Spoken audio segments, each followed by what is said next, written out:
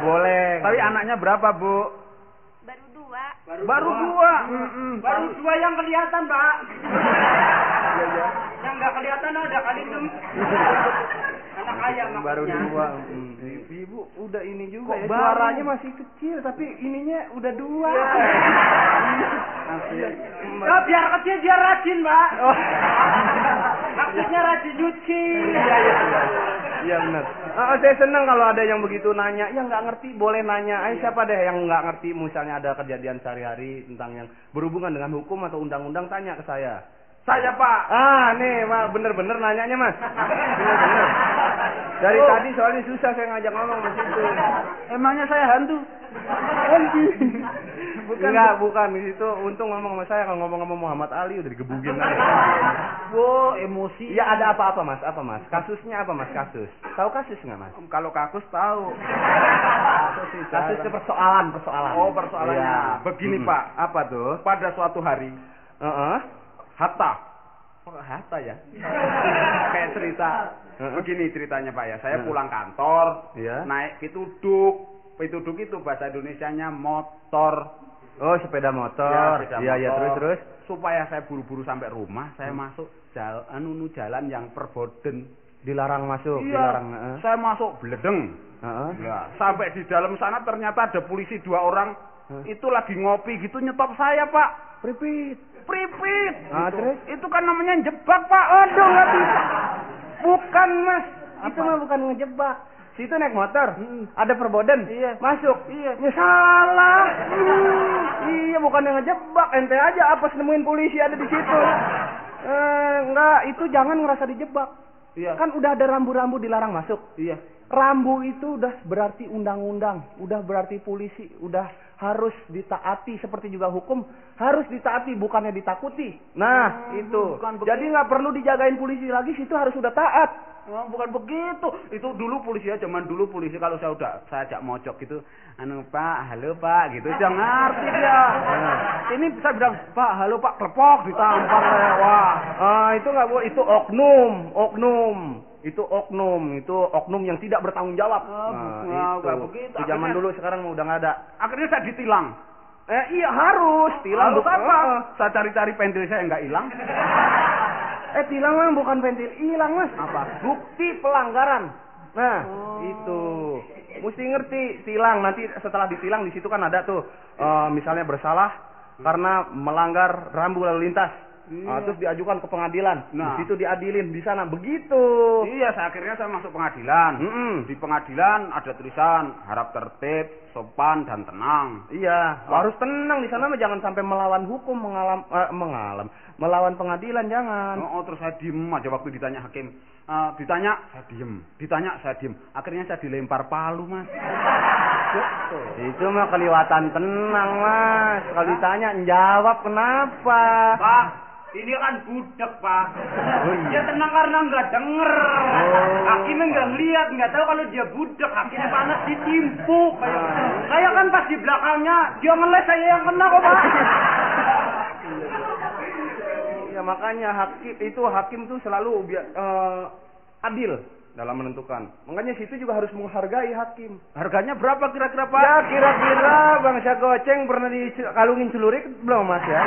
Ini dari tadi ngeledek aja. Bukan begitu, Pak. Nanti kalau sewaktu-waktu saya kena kasus lagi, jangan, nggak boleh begitu.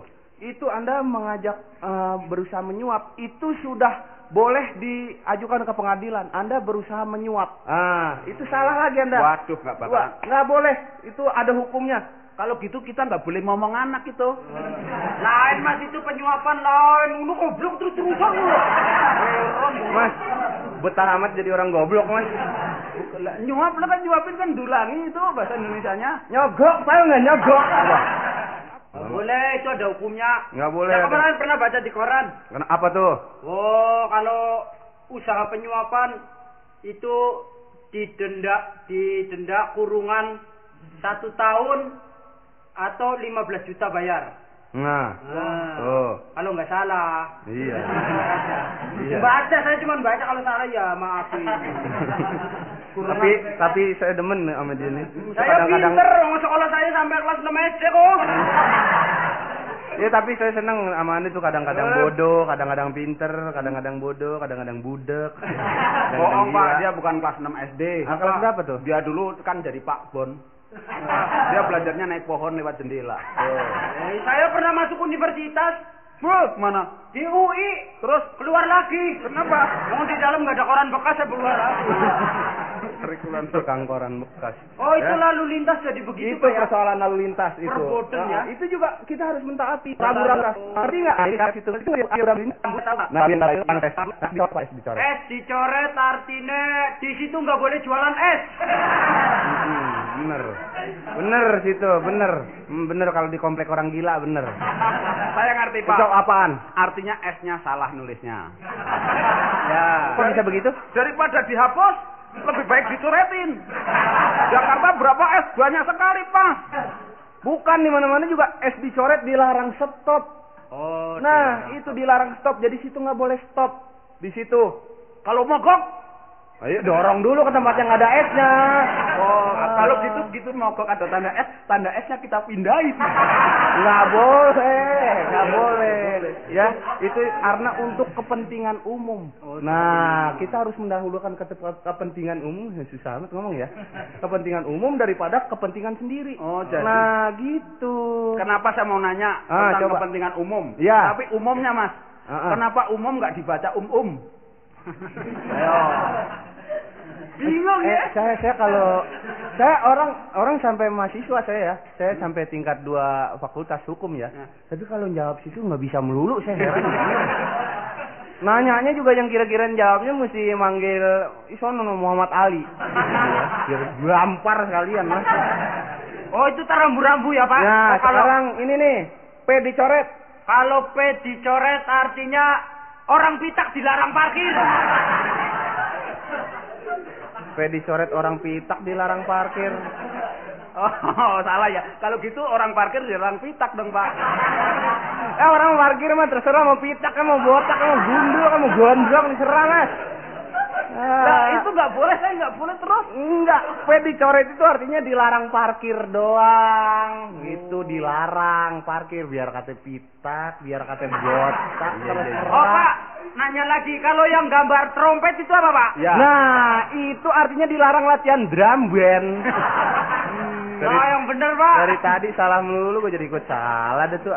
Itu artinya di situ, itu pasti di tempat yang trompet dicoret tuh, tanda trompet. Bukan dicoret. trompet, selompret. Ya, udah bahasa situ selompret dah. Nah, trompet dicoret itu biasanya di daerah situ ada tempat-tempat yang memerlukan ketenangan. Nah, misalnya rumah sakit, ujian, terus